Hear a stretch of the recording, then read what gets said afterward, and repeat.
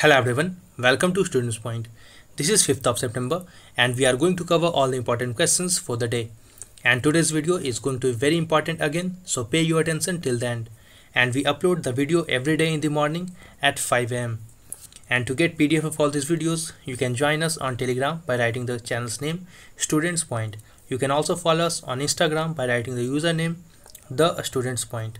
And if you are finding these videos useful, don't forget to like the video and do share the video with your friends and loved ones. Also don't forget to subscribe the channel and press the bell icon. Pressing the bell icon is very important to get the notification of all the videos at the earliest and never miss any opportunity to learn and grow every day. Now we will see the question for the day, which everyone has to answer in the comment section. The question is, which university topped in the Times Higher Education World University Rankings 2021? These are the options. Read the options carefully and then answer. And lastly, I have noticed that some of you has missed the previous video. The video of last day was very important, so do watch that video too. We have covered so many topics in that video in detail. That is why the video has extended to 20 minutes, but the video is very important. Don't miss that video. Let's begin now. The first question. The recent beginning of India-Bangladesh Inland Waterways will connect which Indian state with Bangladesh? So it will connect or provide connectivity between Tripura and Bangladesh. The trial run on this new river route from Dodkandi in Bangladesh to Sonamura in Tripura has started, and in this trial run 50 metric ton of cement cargo was carried between Dodkandi in Bangladesh to Sonamura, and it is scheduled to arrive in Sonamura in Tripura after covering a distance of 93 kilometers through river Gomti. The route will connect Tripura with Bangladesh with inland waterways for the first time, and it is part of the protocol for inland water trade and transit which was signed between India and Bangladesh in 1972 to provide inland waterway connectivity between two countries.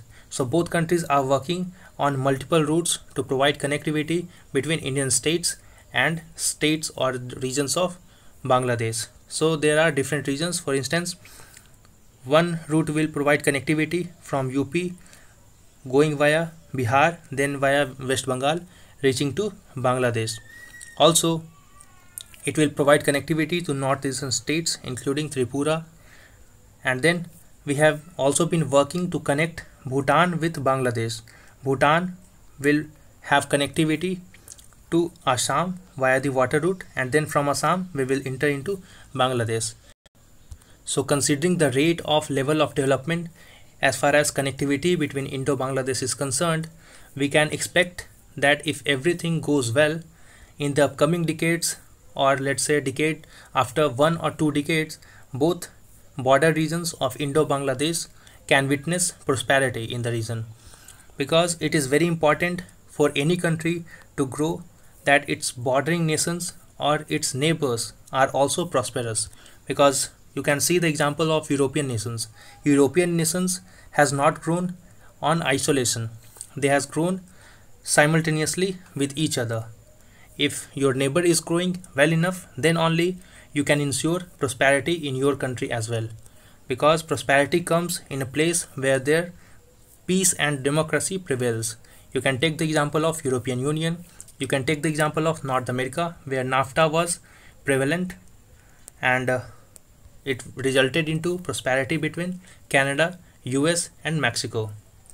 Though Mexico remained behind US and Canada, but still it performed much better than other third world countries. Next question now. GW190521 in news recently refers to a gravitational wave signal. So here B is the right answer. And this gravitational wave signal resulted from merger of two black holes near a third supermassive black holes. So two smaller or comparatively smaller black holes merged with each other near a supermassive black hole, and they generated this gravitational waves. And this phenomena occurred billions of years ago, but it took billions of years for this gravitational wave to reach to Earth, and now it has been detected in LIGO and Virgo. You can see in this picture that these black holes merged and this gravitational wave signals have been created. and it took billions of years ago, but it has reached Earth now. And in 2019 the signal was detected on the Gravitational Wave Observatory in LIGO, which is based in US, and Virgo, which is based in Italy. And since for the first time it was observed in 2019, since then research and analysis were ongoing on these gravitational wave signals, and now a complete research paper has been released over it. Now let's have some brief idea about gravitational wave. What are these? See, these are the waves which travel at a speed of light. They squeeze and stretch anything which comes in their path. And gravitational waves were first time proposed by Albert Einstein in his general theory of relativity over a century ago. So you can expect the level of intelligence of Albert Einstein, that despite the absence of any such technology to detect gravitational wave, he proposed that such gravitational wave exists in our universe. And it was only in 2015 that first gravitational wave was actually detected by LIGO, and since then there have been a number of subsequent detections of gravitational waves. And not only Albert Einstein, if you will read some of the ancient texts of India, you will also realize the fact that there were many ancient saints who thousands of years ago told that which star is biggest and which star is smallest one, which we now find with the existing modern technology that those assumptions and those predictions were precisely correct. So it remains matter of mystery that how such saints thousands of years ago, in the absence of any such modern technology, used to precisely predict the existence of any such extraterrestrial objects. Next question now. Aarey forest land in news recently is located in, so it is located in Maharashtra. So here B is the right answer. And Maharashtra Chief Minister has recently announced that state government would designate a 600-acre parcel of land in the heart of urban Mumbai as a reserved forest. And the Aarey mill colony, spread over 3,162 acres, was established in 1949 as Center for Processing and Marketing Milk for Mumbai and adjoining areas. Once located on the edge of city, it is now part of Goregaon, which is western suburb area of Mumbai, and the land falls under eco-sensitive zone of Sanjay Gandhi National Park. However, out of more than 1800 acres of open space area available, only 600 acres will be earmarked as forest. How forests or how lands or open areas are declared as forest land? There are some procedures for it. So we are going to have details about it. So consider the following statements about process of earmarking the land as a forest. Let's see. Under Section 4 of Indian Forest Act 1927, the state government can constitute any land a reserved forest. This statement is correct. So this act, Indian Forest Act 1927, under its Section 4, empowers state government to constitute any land as reserved forest, and state government can do so by issuing a notification in the official gazette. This is also correct. And under this law, government must also appoint a forest settlement officer. What is the function of this forest settlement officer? He or she will determine the rights related to the existing forest land in favor of any persons. So any persons or any tribal groups who are residing in that area may claim certain rights over it. So this forest settlement officer will decide the rights over those areas. So here all of these three statements are correct. So D is the right answer. Now let me tell you about the test series. We do organize test series for each month in the succeeding month from 15th and afterwards. The test is organized on our website. Thereafter, you get all the PDFs with all the detailed explanations and answers of every questions. In the test series, we not only cover the questions of current affairs, but also the questions of general studies, so that a comprehensive preparation may be ensured for your examinations. And there are 3 plans which you can subscribe to. The first one is for 1 month, the second plan is for 3 months, and the third plan is for 6 months. Subscribe to the plan of your own choice, and after subscribing, you have to send your confirmation at this email ID pointstudent2020@gmail.com. You can also send any your queries related to studies at pointstudents2020@gmail.com. I am very much active on this email ID, and you can subscribe to either of the plan by pressing on the link which I will provide in the description box of the video as well as in the comment section. Tap on the link and choose your plan. The admission for the month of September has already begun, so do it hurry. Next question now. Which state got the approval for setting up of their own crop insurance scheme recently? So Andhra Pradesh has got the approval to set up their own crop insurance scheme. So here C is the right answer. And Andhra Pradesh is one of few states who have chosen to have their own crop insurance scheme. And in this process, Andhra Pradesh has established Andhra Pradesh General Insurance Company to run the scheme.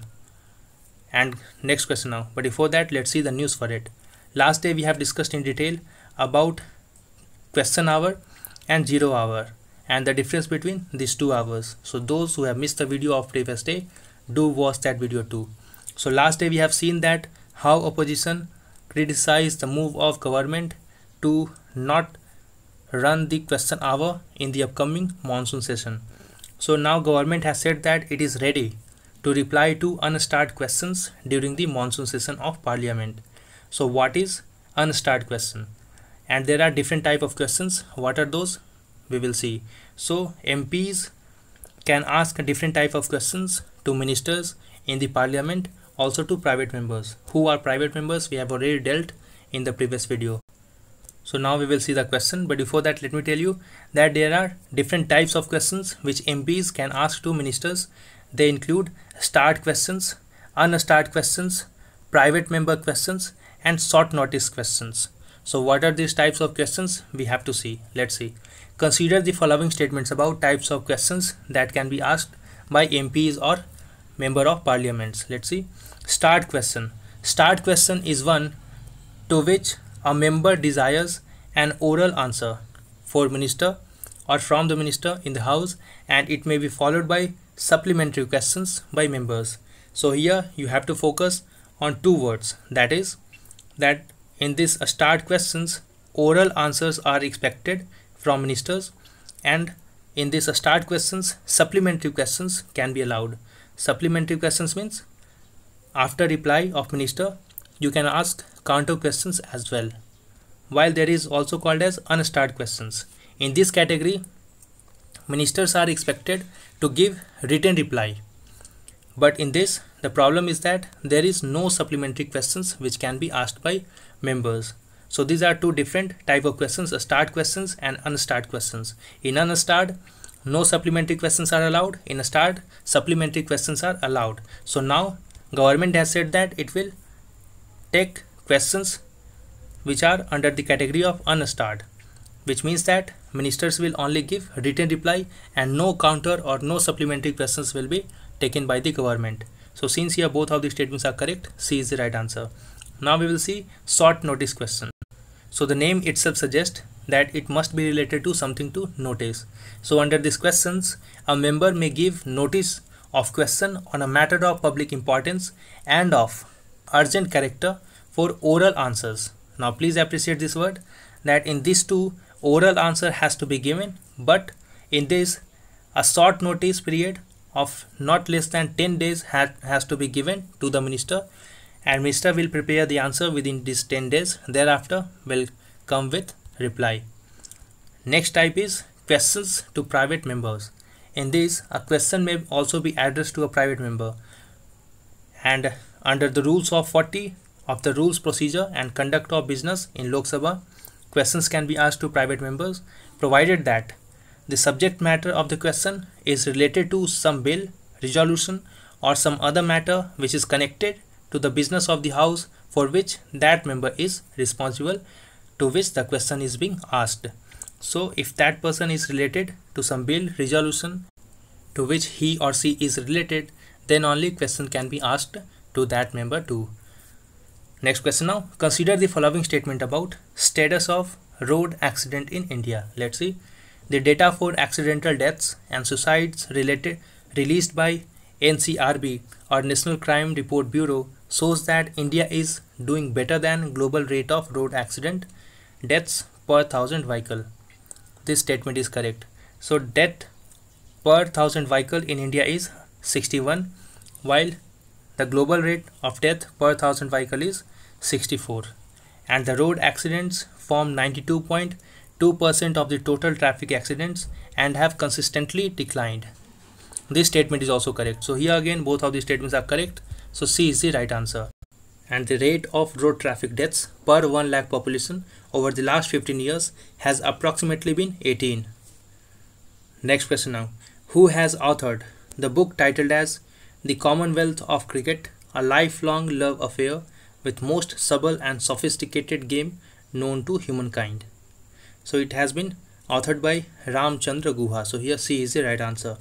And he will come out with a book on cricket in November, which will trace the entire arc of game in India across all levels at which it is played, and also present vivid portraits of local heroes, provincial icons and international stars. The book will be co-published by HarperCollins India and William Collins of UK. And if you have not liked the video yet, do like the video and do share the video with your friends and loved ones. Also don't forget to press the subscribe button and the bell icon. Next question now. Which state launched Gandagi Bharat Chodo campaign, which is given the shape of mass movement? So it has been launched by MP government. So here A is the right answer.